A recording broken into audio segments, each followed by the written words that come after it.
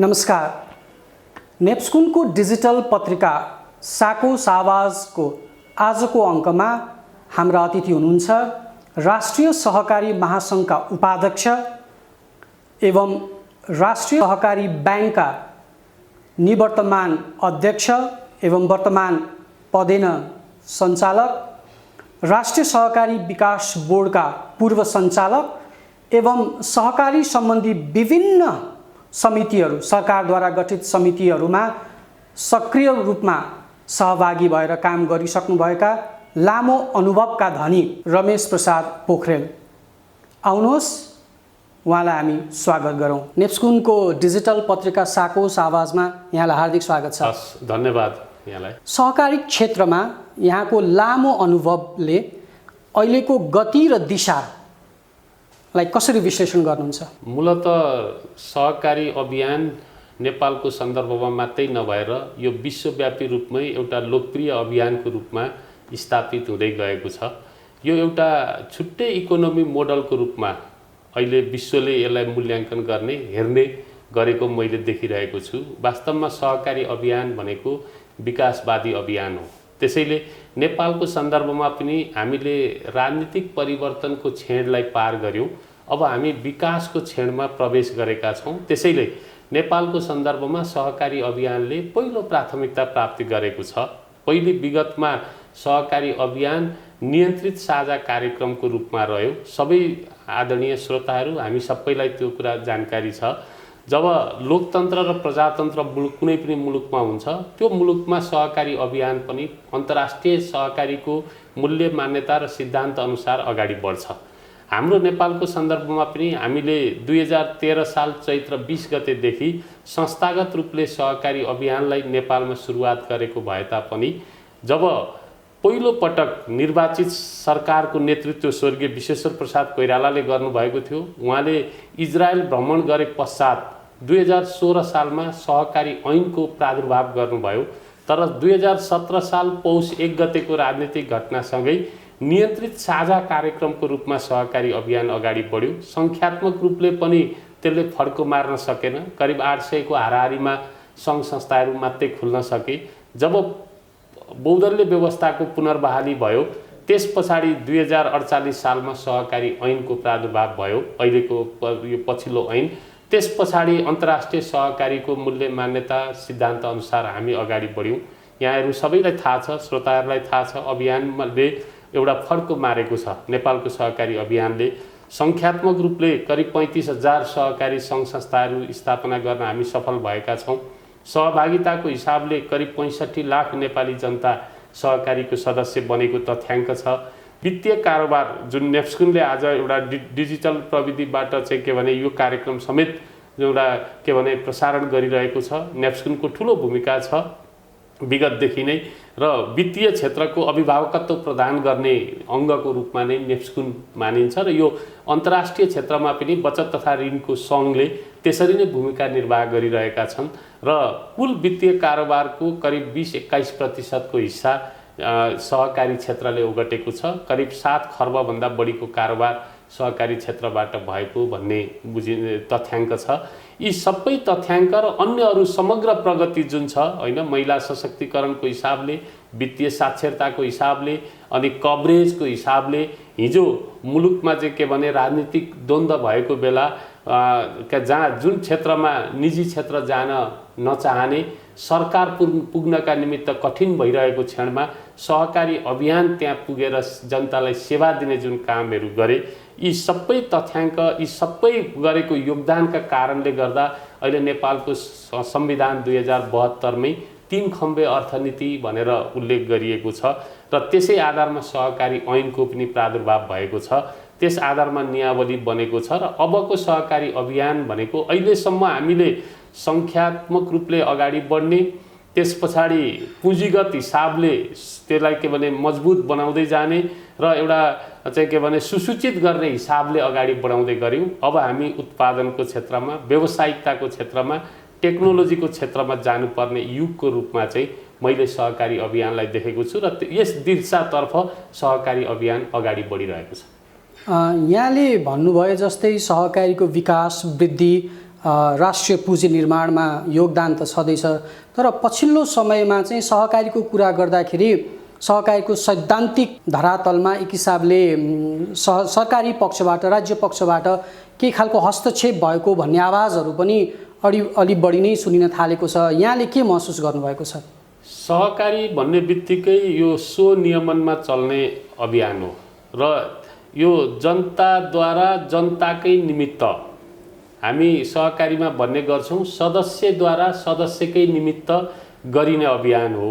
त्यसले गर्दा यहाँ राज्य रहन्छ, तर राज्यले रजिस्ट्रेसन मात्रै गरिदिनुपर्छ।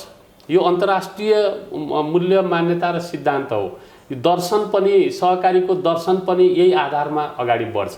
त्यसो हुँदाखेरि दर्शन, मूल्य मान्यता र सिद्धान्तलाई भन्दा टाढा गएर सरकार पनि त्यो नीति लिएर आउनु हुँदैन र आफ्नो दर्शन, मूल्य मान्यता र सिद्धान्तभन्दा सहकारी अभियान पनि फरक हिसाबले चल्नु हुँदैन।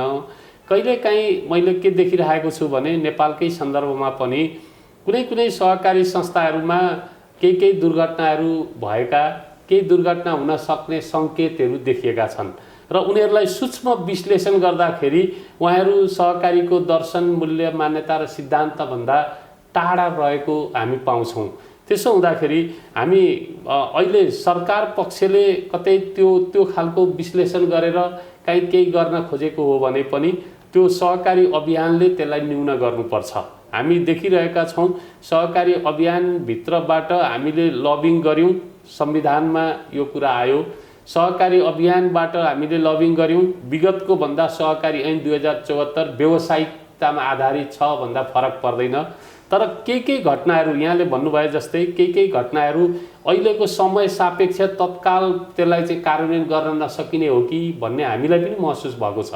त्यसो हुँदाखेरि म महासङ्घको उपाध्यक्षको नाताले पनि हामी के गर्न चाहन्छौँ भने सम्बन्धित निकायसँग, सरकारसँग हामी लबिङ गर्छौँ। समय सापेक्ष त्यसलाई परिवर्तन गर्ने कुराहरू, समावेश गर्ने कुराहरूमा महासङ्घको लबिङ हुनेछ र त्यस आधारमा अगाडि बढ्छ। तर अभियानलाई सरकारले हस्तक्षेपकारी नीति अवलम्बन गर्नु हुँदैन, सरकारबाट हस्तक्षेप हुनुहुँदैन, कुनै पनि निकायबाट हस्तक्षेप हुनुहुँदैन। यदि भयो भने हामीले हेरेका छौँ जहाँ चाहिँ के भने सरकारको ठुलो आर्थिक अंश, लगानीको अंश साझा अभियानमा पञ्चायत कालमा खर्च गरेको देखिन्थ्यो, तर मुठीभर मान्छेका निमित्त स्वार्थ परिपूर्ति गर्ने अङ्गको रूपमा सहकारी अभियान अगाडि बढेको थियो। लोकतन्त्र, प्रजातन्त्रसँग सहकारी अभियान रमाउँदैन थियो, त्यसलाई आत्मसात गरेको थिएन। अनि परिणाम पनि के हो भन्दा केही मान्छेहरूका निमित्त स्वार्थ परिपूर्ति गर्ने थलोको रूपमा त्यो साझा कार्यक्रम अगाडि बढ्यो र त्यति जुन किसिमले अरू मुलुकले, विश्वका अरू मुलुकले फड्को मारे सहकारी अभियानबाट हाम्रो मुलुकले फड्को मार्न सकेन। त्यसो हुँदाखेरि कतिपय कुराहरूमा अध्ययनको अभाव हुन सक्छ, कतिपय कुराहरूमा त्यो समन्वयको अभाव, जानकारीको अभाव हुन सक्छ।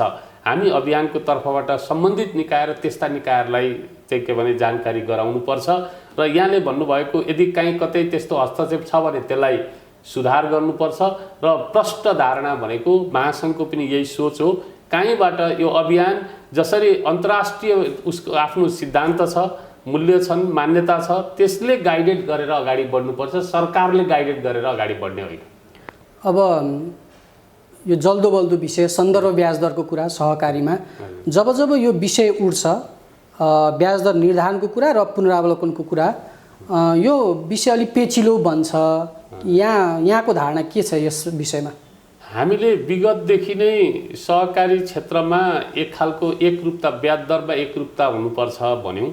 यसको अगुवाई नेप्स्कुनले नै गरौँ, नेपाल केन्द्रीय बचत तथा ऋण सहकारी सङ्घले नै गर्नुपर्छ भन्ने मेरो प्रष्ट धारणा थियो र नेप्स्कुनमा आबद्ध भएका र अलिक ठुलो आकारमा व्यावसायिक हिसाबले अगाडि बढेका संस्थाहरूले विगतदेखि नै एक खालको ब्याज दरमा समय सापेक्ष र आफ्ना सदस्यहरूको मन जित्न सक्ने खालको वातावरण उनीहरूले बनाउँदै गए। बीचमा केही अघि हामीले चर्चा गरे जस्तै जुन चाहिँ के भने अलिक ट्र्याकभन्दा बाहिर गएका सङ्घ संस्थाहरूबाट खास गरी ब्याज दरमा अलिक बढी लिएको हो कि भन्ने आवाजहरू उठ्यो। त्यस पछाडि हामीले हाम्रो सहकारी ऐन 2074 मै एउटा ब्याज दर सम्बन्धी व्यवस्था गर्नुपर्छ भन्यौँ। त्यो अभियानको पनि माग थियो, त्यो आधारमा त्यहाँ सम्बोधन भएर आयो। हामीले चाहेका थियौँ अहिले पनि बैंक वित्तीय संस्थाहरूमा स्प्लिट रेट छ, दर छ, यदि खरिद गरेको भन्दा यति प्रतिशतभन्दा बढी लिन नपाउने भनेर राख्नुपर्छ भन्ने हाम्रो माग हो विगतमा। तर त्यहाँ अधिकतम ब्याज दर तोक्ने खालको कानुन आयो। त्यस पछाडि पहिलोचोटि हामीले 16% ब्याज भनेर त्यो समितिले तोक्यो, त्यो मुलुकभरि कार्यान्वयन भयो। फेरि अहिले कार्तिक 15 गतेदेखि 14.75 तोक्ने भनेर आएको छ।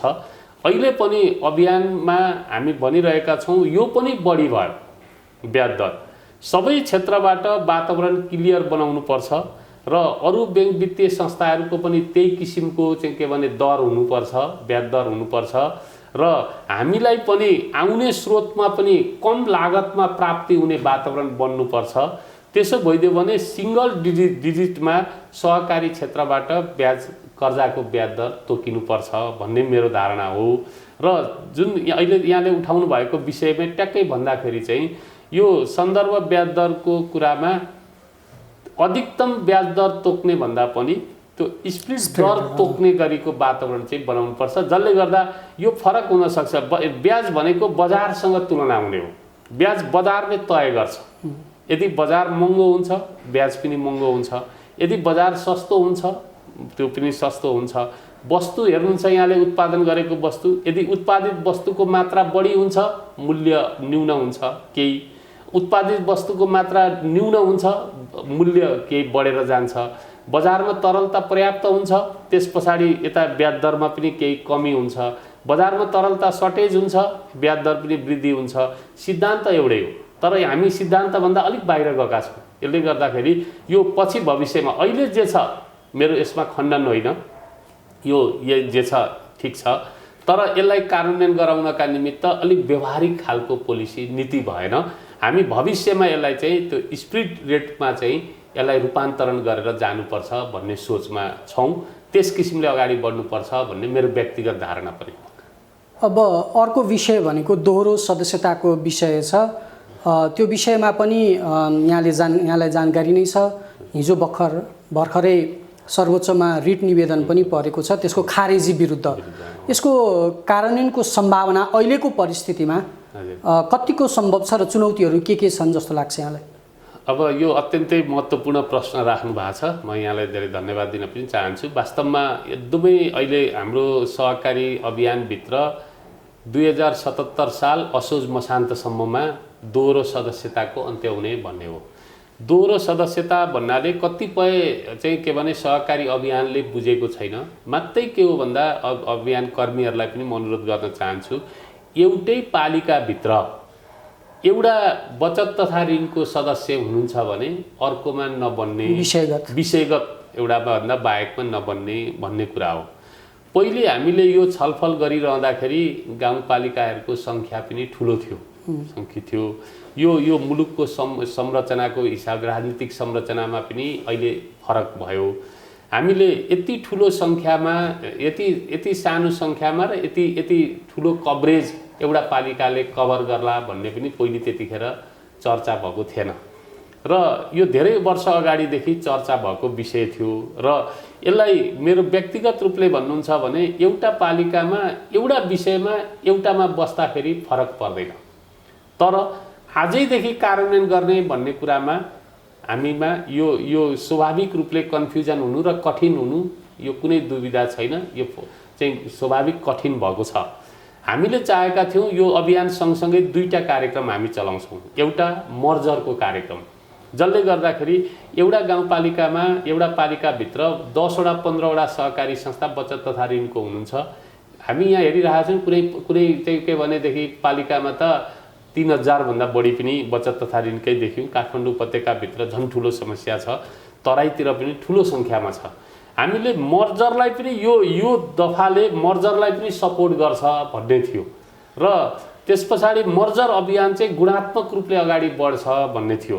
यो बिचमा कोभिड-19 को जुन महामारी भयो, हामी चैत 11 गतेदेखि कुनै पनि गतिविधिहरू गर्न सकिरहेका छैनौँ। सदस्यहरूलाई न्यूनतम सेवा कसरी पुर्याउने भन्ने बारेमै संस्थाहरू चिन्तित भए। अभियान चिन्तित भयो। हामी महासङ्घको तर्फबाट पनि अन्य अरू गतिविधि भन्दा पनि सदस्यको चिन्तामा तपाईँहरू ख्याल गर्नुहोस् भनेर भन्यौँ। त्यसो हुँदाखेरि अब हामी के भन्न गरिरहेका छौँ, हिजो मात्रै पनि हामीले मुख्य सचिवसँग भेट्यौँ, सम्बन्धित सचिवसँग भोलि पर्सि बोलाएर हामी महासङ्घमै छलफल पनि गर्दैछौँ। यो अभियान ठिक छ, यसलाई हामी कार्यान्वयन गर्ने कुरामा ऐनमा भएको कुरालाई महासङ्घले कार्यान्वयन गर्ने कुरामा सपोर्ट गर्छ, सिङ्गो अभियानले सपोर्ट गर्छ। तर अहिले महामारी ऐन 2020 भन्ने हाम्रो नेपालमै कार्यान्वयनमा आइरहेको छ। त्यसमा यदि महामारी भनेर विश्वव्यापी रूपमा चलेको यो जुन छ कोभिडको समस्या, यो बीचको पिरियडलाई हरेक क्षेत्रमा 0 आवरको रूपमा मानिएको छ, शून्य समयको रूपमा मानिएको छ र ऐनले पनि त्यही भन्छ। त्यसो हुँदाखेरि हामी सरकारलाई रिक्वेस्ट गरेका छौँ, चैत 11 देखि पछिको अब यो महामारी कहिलेसम्म जान्छ यसलाई हामी 0 आवर शून्य समय मानौँ। त्यस पछाडि यो समयलाई प्लस गरौँ अनि हामी मर्जरको कार्यक्रमलाई पनि गुणात्मक रूपले अगाडि बढाउँ र यसलाई पनि गरौँ। समय सापेक्ष साथीहरूबाट आएको छ, एउटा नागरिकले 10 वटा ब्याङ्कमा खाता खोल्ने अधिकार हुने, एउटा नागरिकले 10 वटा सहकारी संस्थामा खाता खोलेर मसँग भएको पैसा राख्छु भन्दा किन नपाउने प्रश्न आएको छ। अनि हामीले समस्या देखेका थियौँ, कर्जा एउटा संस्थाबाट कर्जा लिने, अर्कोमा तिर्ने, अर्कोबाट लिने, अर्कोमा तिर्ने, ती भित्र चाहिँ के भने चलखेल हुने भयो भन्ने थियो। हामीले कर्जा सूचना केन्द्रको बारेमा पनि हामीले यहाँ कानुन बनायौँ। अब त्यो चाँडै कार्यान्वयन सरलाई मैले यही काटेँ, त्यो कर्जा योसँग जोडेर दोहोरो सदस्यताको विषयसँग जोडेर कर्जा सूचना केन्द्र र कोपोमिस हो, यसका विषयमा चाहिँ यो मुद्दा चाहिँ नसकिकन दोहोरो सदस्यता अन्त्य गर्ने सम्भावना कतिको देखिन्छ? त्यो छैन। त्यसैमा म आउँदैछु, किनभने जब कर्जा सूचना केन्द्रको स्थापना, सहकारी कर्जा सूचना केन्द्र भइसकेपछि खराब ऋणीको बारेमा त्यहाँ पहिचान हुन्छ। कोपोमिसबाट चाहिँ सारा डाटाहरू सङ्कलन भइसकेपछि को कति क्षमताको छ, के छ, कसको को मेम्बरको स्टाटस के हो भन्ने बारेमा त्यहाँ क्लियर हुन्छ र सबै संस्थाको डाटा कलेक्ट भएर चाहिँ एकीकृत सूचना केन्द्रको रूपमा चाहिँ हामी त्यो व्यवस्था गर्न सक्छौँ। त्यसो हुँदा यी कार्यक्रमहरू पनि सबै अहिले स्थगित भएको अवस्था छ। त्यसले गर्दाखेरि यो कार्यान्वयनको हार्ड एन्ड फास्ट यसलाई बनाउनु हुँदैन। अर्को कुरा चाहिँ के छ भने अहिले भर्खरै अघि चर्चा गर्नुभयो, सर्वोच्च अदालतमा मुद्दा परेको छ। कानुनविद साथीहरूले त्यहाँ मुद्दा दर्ता गर्नुभएको रहेछ। नागरिकको अधिकार हनन गर्न पाइँदैन, यो व्यावसायिक अधिकार हो, वित्तीय स्वतन्त्रताको कुरा हो, व्यावसायिक स्वतन्त्रताको कुरा हो। उसको आफ्नो के भनेदेखि अधिकारलाई चाहिँ के भने कुण्ठित हुने गरी संविधानको भावनाभन्दा विपरीत गएर ऐन निर्माण गर्न पाइँदैन भनेर उहाँहरूले हाल्नुभएको छ होइन। यसलाई पनि म सम्मान गर्न चाहन्छु। त्यसैले यो अहिले समय सान्दर्भिक भएन, यो कार्यान्वयनको समय सान्दर्भिक भएन। अरू मुलुकमा पनि यस्तो घटनाहरू हामीले देखेका छौँ, उहाँहरूले कार्यान्वयन गर्नुभएको छ। त्यसो हुँदाखेरि हामी समय सापेक्ष कार्यान्वयन गर्छौँ, तर अहिले हामीले तुरुन्तै दोहोरो सदस्यताको अन्त्य गर्ने, कार्तिक 1 गतेदेखि नै यसलाई चाहिँ कार्यान्वयनमा गर्ने कुरामा गर्नु हुँदैन भन्यौँ। तर ऐनमा भएको कुरालाई अरू कुनै कतैबाट काट्नको कठिन भएकोले गर्दा अदालतले के गर्छ त्यो पनि विचाराधीन छ।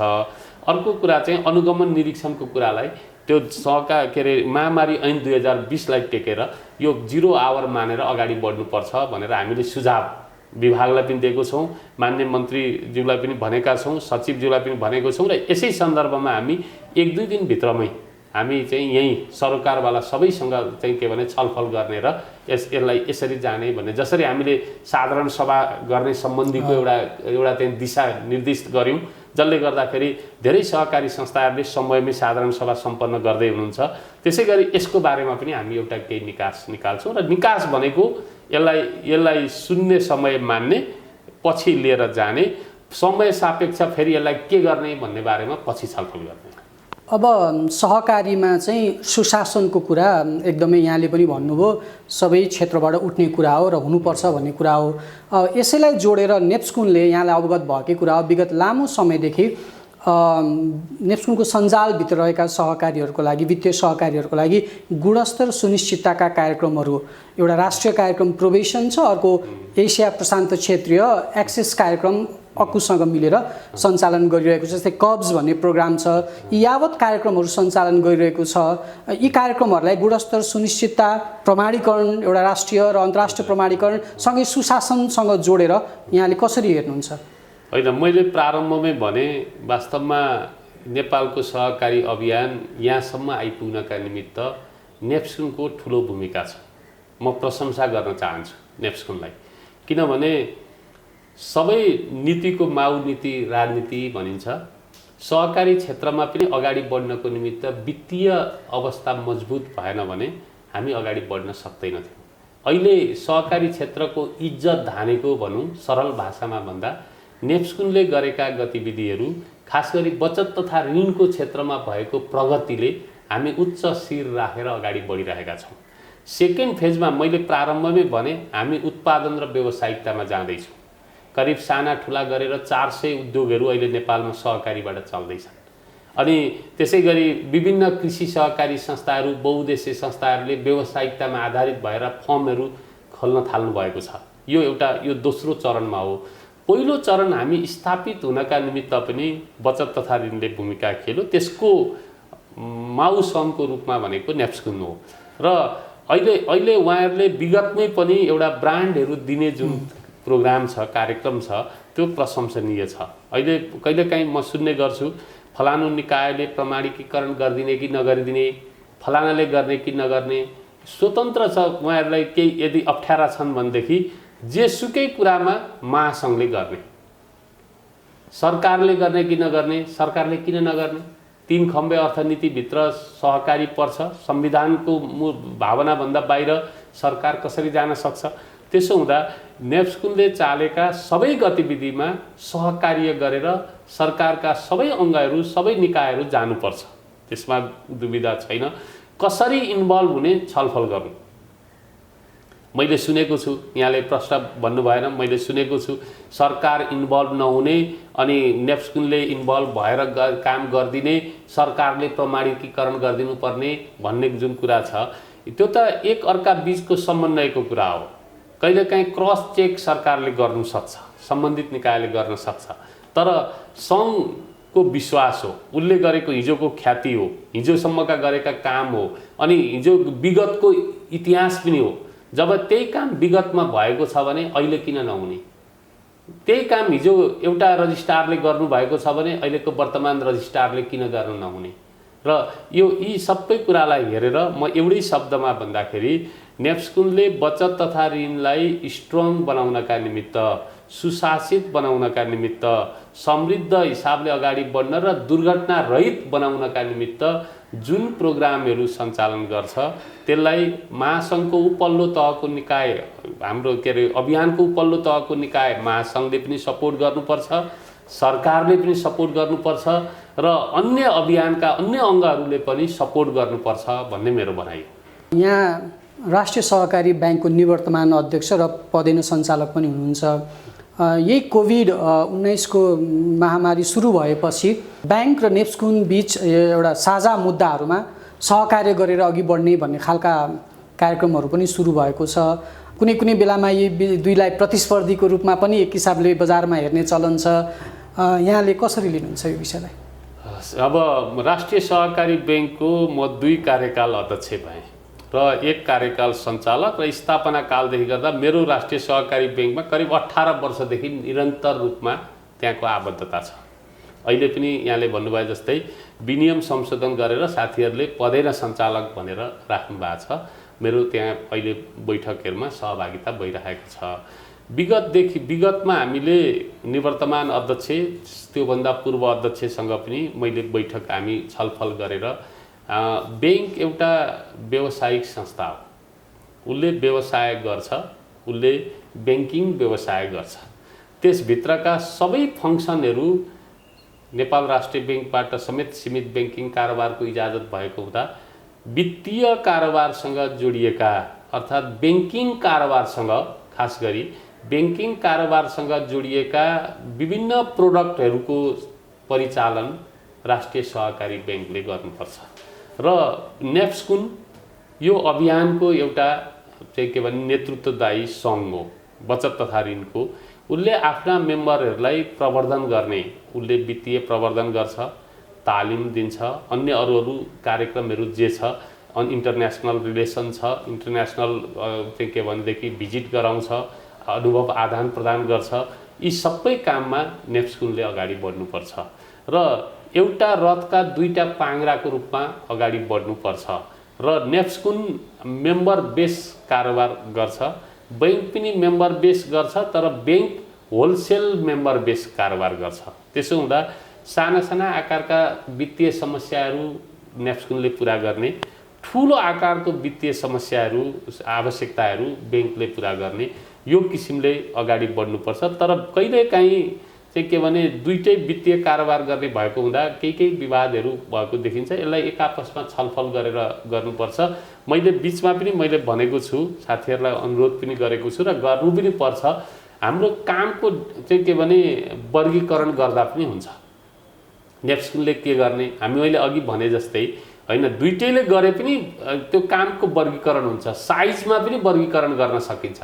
यहाँसम्म हामी गर्ने, यहाँ गर्ने, फलानुले सेवा केन्द्र फलानु ठाउँमा खोलो भने त्यहाँबाट अलिक के गरेर हुन्छ, अलिक दूरी गर्ने, के गर्ने, एक अर्का बिचमा चाहिँ समन्वय गरेर गर्ने। नेप्स्कुनको सबै साकोसको पैसा नेप्स्कुनमा, नेप्स्कुनको पैसा ब्याङ्कमा भन्ने पनि एकचोटि चाहिँ के भने छलफल भएको थियो हैन। यसरी चाहिँ एक अर्का बिचमा सहकार्य गरेर जानुपर्छ र एउटै प्रकृतिको कारोबार गर्ने भएको हुँदाखेरि कहिलेकाहीँ दुविधाहरू उत्पन्न हुन सक्छ। त्यसलाई छलफलबाट समस्या समाधान गर्नुपर्छ भन्ने मेरो प्रष्ट धारणा हो। नेप्स्कुनको नेतृत्वसँग यहाँको औपचारिक अनौपचारिक गफगाफ पनि हुन्छ, विषयहरू के कस्ता हुन्छन्, कस्तो खालको यो अभियानका विषयमा चाहिँ नेप्स्कुन नेतृत्वसँग हुने औपचारिक अनौपचारिक गफहरू चाहिँ कस्तो हुन्छ? हैन, स्वाभाविक रूपले अभियानभित्र र महासङ्घको एउटा जिम्मेवार पदाधिकारी भएको नाताले सबै साथीहरूले छलफल गर्नुहुन्छ। त्यसभित्र पनि मैले प्रारम्भमै भने नेप्स्कुन सहकारी अभियानको एउटा अभिन्न अङ्ग हो, महत्त्वपूर्ण क्षेत्र हो, जसले गर्दाखेरि हामीलाई गौरवपूर्ण एउटा इतिहास निर्माण गरिदिएको छ, गौरवपूर्ण अवस्था निर्माण गरिदिएको छ, जसले गर्दाखेरि हामी अब फर्को मार्दैछौँ। र त्यसो हुँदाखेरि नेप्स्कुनसँग औपचारिक अनौपचारिक छलफल चाहिँ भइरहेकै हुन्छ र मैले अघि चर्चा गरे जस्तै नै यो वित्तीय क्षेत्रलाई मजबुत बनाउने कुरामा र वित्तीय क्षेत्रलाई अझ सरल र यसको भोलम ठुलो आकार निर्माण गर्ने कुरामा नेप्स्कुनले अझ बढी मेहनत गर्नुपर्छ। मेरो नेप्स्कुनलाई सुझाव पनि छ र अझ बढी निर्माण गर्नुपर्छ। हिजोको एउटा नागरिकको आवश्यकता जति त्यो के भने परिणामले हिजो पूर्ति हुन्थ्यो, आज त्यो आवश्यकता त्यति नै परिणामले पूर्ति हुँदैन, किनभने हरेक चिजमा वृद्धि भएको छ। त्यसो हुँदा अहिले संस्था सस्टेन हुनका निमित्त पनि सदस्यमा को आकार वृद्धि गर्नुपर्ने, पुँजीको आकार वृद्धि गर्नुपर्ने, कारोबारको आकार वृद्धि गर्नुपर्ने, अघि हामीले चर्चा गरे जस्तै एकीकरण हुने भयो भनेदेखि एउटा दायरा एरियाको आकार पनि बढाएर लिएर जानुपर्ने। यी सबै कुराको कसले नेतृत्व गर्छ भन्दा यहाँ अघि चर्चा गरे जस्तै बैंक व्यवसायिक हो, उसले यति धेरै मेहनत गर्न सक्दैन र यसको नेटवर्क पनि हुँदैन। नेप्स्कुनको त तलसम्म नेटवर्क हुन्छ, एउटा मेम्बरले सेयर लगानी गरिदिएको हुन्छ ब्याङ्कमा, ऊ मुनाफा लिन्छ र उसले वित्तीय कारोबार मात्रै गर्छ। त्यहाँनिर सेवा अन्य उसलाई प्रवाह गर्नु त्यो आफ्नो विषय हो, तर उसको रिलेसन के हो त भन्दाखेरि मेरो वित्तीय आवश्यकता परिपूर्ति गर्नका निमित्त मैले त्यहाँ सेयर लिएको छु, म वित्तीय कारोबार त्यहाँ गर्छु भन्छ उसले। तर नेप्स्कुन के हो त भन्दा अभियानसँग पनि जोडिएको हुँदा उसको नेटवर्क तलसम्म हुन्छ र यो नेटवर्कलाई उसले परिचालन गर्न सक्छ र यस किसिमले अगाडि बढ्नुपर्छ भन्ने मेरो धारणा हो। जस्तो यो कोभिड पछिको सहकारीको दिशा कस्तो होला जस्तो लाग्छ? कोभिड जब प्रारम्भ भयो हामीले अनुमान फरक गरेका रहेछौँ, यहाँहरू सबैलाई थाहा छ। मैले प्रारम्भमा के भने वास्तवमा सहकारी अभियान अहिले दुई किसिमले अगाडि बढेको छ। एउटा ग्रामीण समुदायमा आधारित सहकारी संस्थाहरू छन्, अर्को बजारी समुदायमा आधारित सहकारी संस्थाहरू छन् र दुईटै समुदायमा यो तरलताको क्राइसिस हुन्छ कि भन्ने चिन्ता थियो पहिले र धेरै साथीहरूले अनुमान गर्नुभयो ग्रामीण समुदायमा लिक्विडिटी क्राइसिस त्यति हुँदैन, तरलताको अभाव हुँदैन, सहरी समुदायमा आधारित सहकारी संस्थाहरूमा तरलताको समस्या बढ्न सक्छ भन्नुभयो।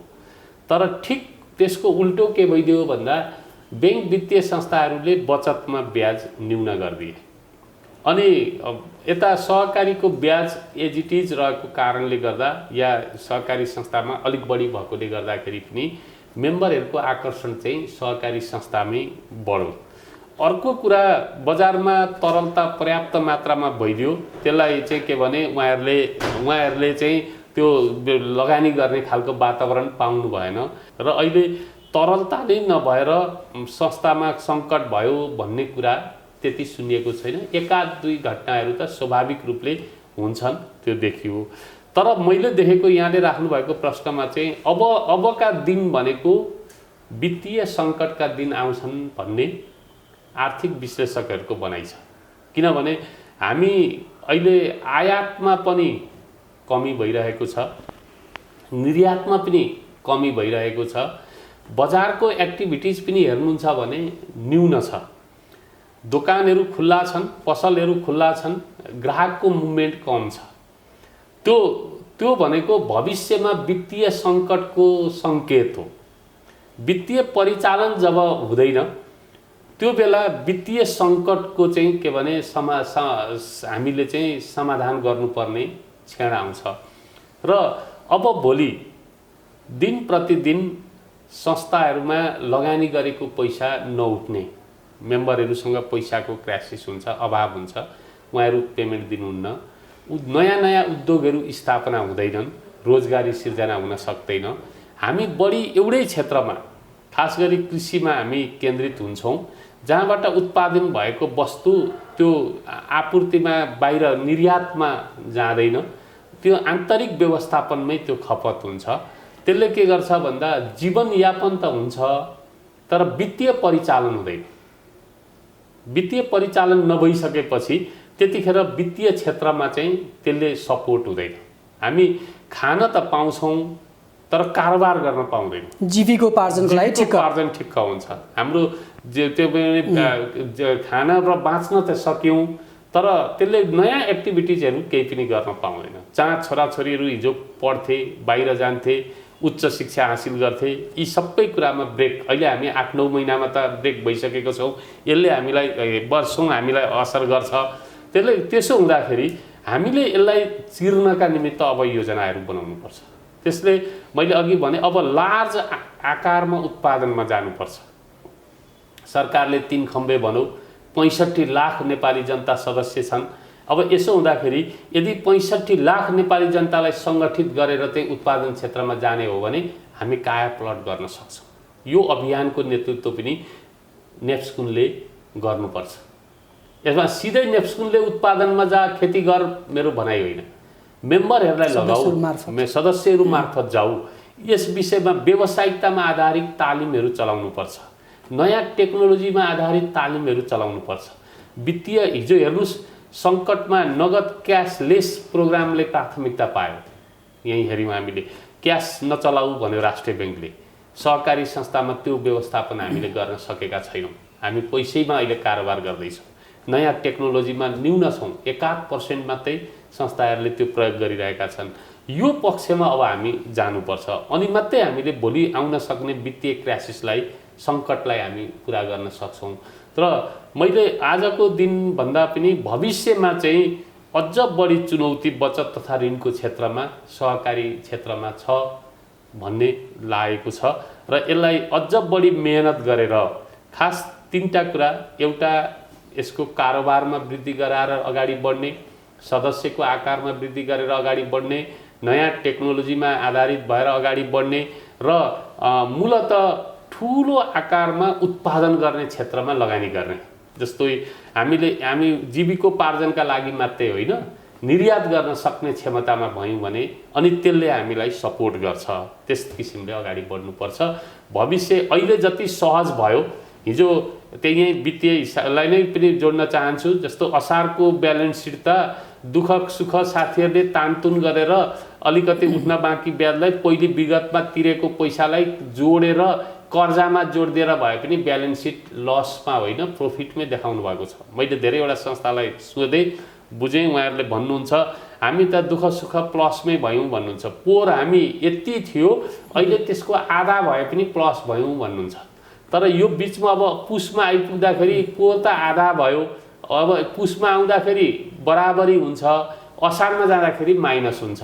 अनि त्यो माइनसमा जान थालिसकेपछि त स्वाभाविक रूपले त्यसको त्यो प्लसमा लानका निमित्त कठिन हुन्छ।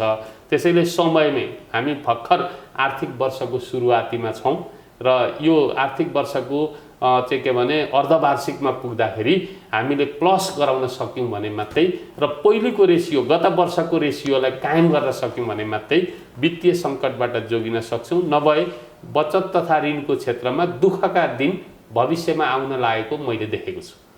अब यी यावत विषयहरू सम्बोधन गर्नको लागि हालै यहाँहरूले सरकारका मुख्य सचिव र सँगै शिक्षा सचिवसँग पनि महासङ्घको प्रतिनिधिमण्डलले भेट गरेको समाचार र सँगै सहकारी विषयको पाठ्यक्रममा समावेश गर्ने कुराहरू पनि आएको छन्। यो भेट कस्तो रह्यो? यो हिजो मात्रै हामीले नेपाल सरकारका मुख्य सचिवलाई भेट्यौँ र उहाँसँग हामीले खास गरी दुईटा विषय, एउटा चाहिँ सहकारी अभियान उत्पादन क्षेत्रमा अघि चर्चा गरेका विषयहरूमा जान चाहन्छ, तर विभिन्न ऐनहरू बाधक बनेका छन्। त्यसो हुँदा फास्ट ट्र्याकबाट करिब 47वटा ऐन सहकारी ऐन 2074 को कार्यान्वयनका लागि बाधक ऐनहरू रहेछन्। त्यसो हुँदा ती अन्तर सम्बन्धित जुन ऐनहरू छन् ती ऐनहरूलाई फुकाउनका निमित्त, त्यो बाधा फुकाउनका निमित्त केही नेपाल ऐन संशोधन मार्फत चाहिँ अगाडि बढाइदिनु पर्यो भनेर हामीले भन्यौँ र महासङ्घले धेरै अध्ययन गरेर विज्ञसहितको चाहिँ के भने टिम बनाएर हामीले त्यो चाहिँ के यी कुराहरू संशोधन गर्ने भनेर नेपाल सरकार, हाम्रो भूमि व्यवस्था, सहकारी तथा गरिबी निवारण मान्य मन्त्रीज्यूलाई त्यो जिम्मा पनि लगाएको छौँ र त्यो हामी त्यो मार्फत आउँदैछौँ, यसलाई सहयोग गरिदिनुपर्छ भन्यौँ। मलाई सहकारीको बारेमा राम्रो ज्ञान छ। वास्तवमा समाजवाद उन्मुख अर्थव्यवस्थाको पहिलो चाहिँ के भने आधार सहकारी हो, जहाँ छलफल हुन्छ, जहाँ चाहिँ विचार विमर्श हुन्छ, त्यहाँ वास्तवमा समाजवादको सुरुवात भएको देखिन्छ र त्यसपछि जहाँ छलफल हुँदैन, जहाँ एकाधिकार हुन्छ, त्यो वास्तवमा पुँजीवादको सुरुवातको सङ्केत हो। हामी छलफल र चाहिँ के भने विमर्श गरेर सामूहिकतामा आधारित एउटा सोसियल बिजनेस गर्ने अर्गनाइजेसन भएको हुँदा हामी त्यही किसिमले समाजवाद उन्मुख अर्थव्यवस्थालाई सहयोग गर्ने गरी आधार बनाउँदैछौँ र यी ऐनहरू संशोधन गरिदिनुपर्छ भनेर हामीले कुरा राख्यौँ। उहाँ कन्भिन्स हुनुभयो, म मेरो ठाउँबाट सहयोग गर्छु र हामी चाँडै चाहिँ यो प्रक्रियालाई म अगाडि बढाउन लाउँछु भनेर उहाँले चाहिँ के भने आश्वासन दिनुभयो। हामी त्यस पछाडि चाहिँ के भने यहाँले उठाउनु भयो जुन चाहिँ शिक्षा सचिवसँग पनि भेट्यौँ। अहिले भनेको चाहिँ निजी क्षेत्र, गुठी र सरकारी क्षेत्र यीबाट विद्यालय सञ्चालन भइरहेको परिवेशमा अब सहकारीबाट पनि सञ्चालन हुन पाउनुपर्छ भन्दा हामी उहाँ अत्यन्तै खुसी हुनुभयो। विगतमा पनि सहकारी मन्त्रालयमा सचिव भएर एउटा महत्त्वपूर्ण र एकदम जिम्मेवारीपूर्ण भूमिका निर्वाह गरेर जानुभएको सचिव हुनुहुन्थ्यो गोपीनाथ मैनाली र उहाँले एकदमै महत्त्वपूर्ण सुझाव मलाई दिनुभयो र मैले सोचेको पनि थिएँ भन्नुभयो र एकदम ठिक समयमा आउनुभएको छ। हामी यसलाई संशोधनको प्रक्रियामा पनि छौँ र पाठ्यक्रममा पनि राख्छौँ र त्यो ऐनमै राख्नुपर्ने कुरामा पनि हामी संशोधन गरेर अगाडि बढ्छौँ भनेर उहाँले आश्वासन दिनुभयो। हामी एकदम ह्याप्पी भएर, खुसी भएर चाहिँ फर्केको क्षण छ र त्यो केही नेपाल ऐन मार्फत चाहिँ ती बाधक बनेका 47वटै ऐनका विभिन्न दफाहरू जुन छ त्यसलाई संशोधन गरेर अगाडि जानुपर्छ भन्ने हाम्रो प्रष्ट धारणा हो। होइन भनेदेखि त्यो संविधानको मर्म, सहकारी ऐन 2074 को भावना र नियावलीले दिएको अधिकारलाई कार्यान्वयन गर्न सकिँदैन। किनभने हामी भन्छौँ, हामी एउटा नेतृत्व भएको हिसाबले अब तपाईँ व्यावसायिकतामा जानुहोस् भन्छौँ, उद्योग खोल्न लाग्यो उद्योग ऐनले दिँदैन, कम्पनी ऐनले दिँदैन। अनि त्यस पछाडि विद्यालय खोलेर जानुहोस्, कलेज खोल्नुहोस्, विश्वविद्यालय खोल्नुहोस् भन्छौँ, शिक्षा ऐनले दिँदैन र अन्य अरू व्यवसाय गर्नका निमित्त पनि त्यही किसिमको बाधाहरू छ। यो सबै हटाइनुपर्छ भनेर भनेका छौँ र प्रष्ट हाम्रो महासङ्घको धारणा पनि हो। हामी के भने खुट्टा हात बाँधिएर पौडी खेलेर त पारी तर भनेर मान्छे खोलामा हाल्नु हुँदैन। अहिले सहकारी अभियान वास्तवमा ती व्यावसायिकतामा जानका निमित्त पौडी खेलेर पारी तर्नका निमित्त खुट्टा बाँधिएको अवस्थामा छ र खुट्टा खोलिदिनुपर्छ, हात खोलिदिनुपर्छ। हामी तरेर जान तयार छौँ। हामीसँग हामीले अघि अघि गरेका जुन विषयहरू छन् चर्चा गऱ्यौँ, यसले हामीलाई पारी पुर्याउनका निमित्त सक्षम छ, पारी पुग्न सक्ने क्षमताको विकास हामीले गरेका छौँ। तर हामीलाई त्यो खालको वातावरण चाहिँ कानुनी वातावरण बनाइदिनुपर्छ भन्यौँ। उहाँ खुसी हुनुभएको छ, त्यो बन्नुपर्छ भन्ने कुरामै हामी सबैको जोड हो र त्यो हुन्छ, चाँडै हुन्छ। म तपाईँको यो लोकप्रिय मिडिया मार्फत पनि म सहकारी अभियानका सबै साथीहरूलाई अनुरोध गर्न चाहन्छु, भन्न चाहन्छु, जुन बाधा परेका कुराहरूमा छलफल गरौँ, हामी एक आपसमा चाहिँ के भने विचार विमर्श गरौँ, यहाँहरूका लिखित सुझावहरू महासङ्घमा पठाउनुहोस्, महासङ्घले त्यसलाई नेतृत्व गरेर समस्या समाधानका निमित्त लाग्छ भन्ने कुरामा पनि म विश्वास दिलाउन चाहन्छु, अनुरोध समेत गर्न चाहन्छु। हामीले यसैमा जोड्न चाहन्छौँ, हामीले अन्तर्राष्ट्रिय क्षेत्रमा पनि एउटा ख्याति प्राप्त गरेका छौँ। नेतृत्वको हिसाबले अन्तर्राष्ट्रिय सहकारी महासङ्घमा पनि हाम्रो नेपालको प्रतिनिधित्व छ, बोर्ड अफ डाइरेक्टरमा। एसिया पेसिफिकमा को जुन रिजनमा 29वटा देशको सङ्गठन छ, त्यहाँ पनि हाम्रो बोर्ड अफ डाइरेक्टरमा हाम्रो नेपालको प्रतिनिधित्व छ। र अन्तर्राष्ट्रिय जगतले नेपालको अभियान कति छिटो फड्को मार्यो भनेर उनीहरू अध्ययन गर्ने विषयको रूपमा नेपालको अभियान र यहाँको खास गरी बचत तथा ऋणको कारोबार, अनि यो सदस्यको कभरेज, अनि भौगोलिक हिसाबले मुलुकभरि 77 जिल्लामा पुग्न सकेको आधार, अनि सङ्गठनात्मक हिसाबले 35,000 करिब चाहिँ के भने सहकारी सङ्घ संस्थाहरू कसरी डेभलप भयो, कसरी बन्यो, अनि कसरी सबै नेपाली जनताको चाहिँ मन जित्न सक्यो, यो बारेमा अध्ययन गर्ने विषय नेपालले बनाइदिएको छ। हामी अन्तर्राष्ट्रिय फोरममा जाँदाखेरि पनि नेपालको प्रगति र नेपालले गरेका सबै कुराहरू र संविधानमा भएको कानुनी व्यवस्थाहरूको बारेमा अरू मुलुकहरू पनि छक्क पर्ने गरेका छन्। त्यसैले हामीले केही गरेका छौँ, यसलाई अझ गर्दै अगाडि बढ्नका निमित्त हामी सबै लाग्यौँ भने अगाडि बढाउन सकिन्छ भन्ने कुरा पनि म जोड दिन चाहन्छु। हस्, समय र संवादको लागि यहाँलाई हार्दिक धन्यवाद। विशेष गरी यो अत्यन्तै महत्त्वपूर्ण कार्यक्रममा हैन, यहाँहरूले चाहिँ के भने मलाई चाहिँ के भने विचार राख्न दिनुभयो र चाहिँ के भने प्रसारण गरेर सबै सामु चाहिँ विचार प्रस्तुत गर्ने खालको जुन सोच बनाउनु भयो, यसका निमित्त म नेप्सकुन र यहाँ लगायत सिङ्गो टिमलाई नै हार्दिक धन्यवाद तथा आभार व्यक्त गर्न चाहन्छु। धन्यवाद।